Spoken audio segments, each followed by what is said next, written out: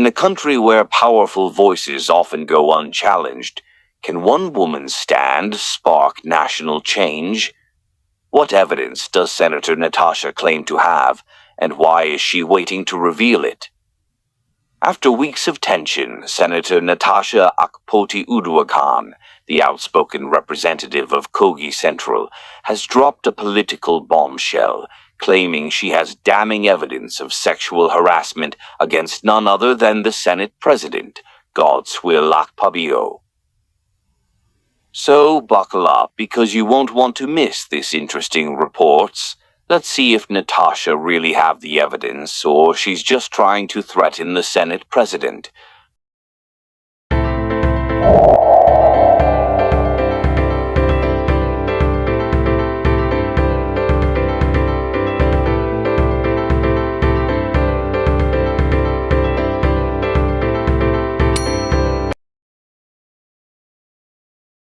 In a tense interview on Channels Television's Politics Today, Senator Natasha didn't hold back. At the right time and at the right space, I will present the evidence I have against Akpabio, she declared, sending shockwaves through the political space. This explosive revelation follows her controversial suspension on March 6th, allegedly for gross misconduct, a punishment many believe was politically motivated. The rift began over something as seemingly simple as seating arrangements in the Senate, but the story has since spiraled into a full-blown war of words and legal threats. Natasha alleges that during a December 2023 visit to Akpabio's home in Akwa Ibom, the Senate President made inappropriate advances, reportedly telling her to take care of him in exchange for favorable treatment in the Red Chamber. Akpabio, however, has fiercely denied the allegations, describing them as false and defamatory. At no time did I ever attempt any sexual harassment. I was raised by a single mother and have the highest regard for women, he said in a statement. Senate's defense and ongoing debate. Senate leaders defended their decision, emphasizing that the suspension was based strictly on breaches of parliamentary procedure and not connected to the sexual harassment allegations. Senate Majority Leader Opayemi Bamidele stated that Senator Natasha Akpoti-Uduaghan was suspended for what he described as gross misconduct and unparliamentary behavior, following a tense disagreement over seating arrangements and procedural decorum during plenary. He clarified that the Senate maintains a code of conduct that must be respected regardless of a member's status or gender, and insisted that disciplinary actions were handled internally and objectively. This is not about silencing any lawmaker or dismissing any serious allegations. It is about maintaining the sanctity and order of the legislative chamber, Bamidele said in response to growing media attention. However, critics and civil society groups have pushed back, questioning the timing and severity of the suspension.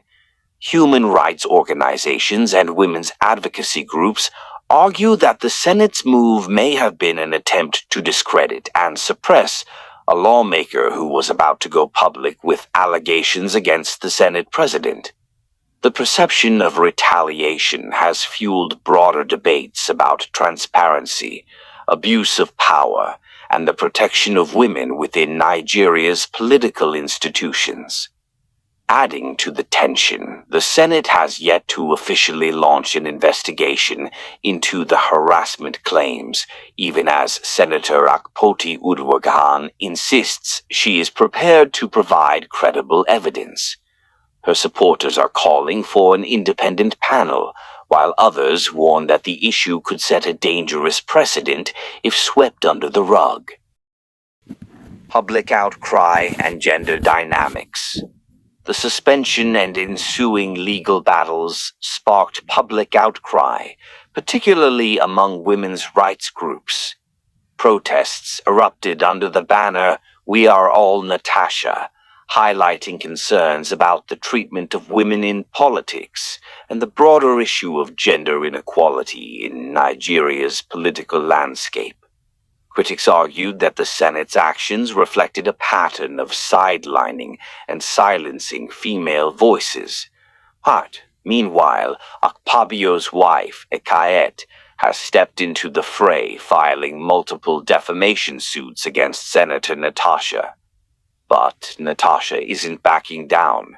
She's now daring Akpabio to take legal action against her over her claims of death threats. "Let him sue me.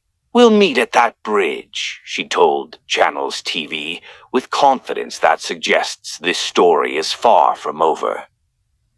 With the Senate under public scrutiny and the battle lines clearly drawn, all eyes are now on what Senator Natasha will reveal next. Is she holding the evidence that could shake the very foundation of Nigeria's upper legislative chamber?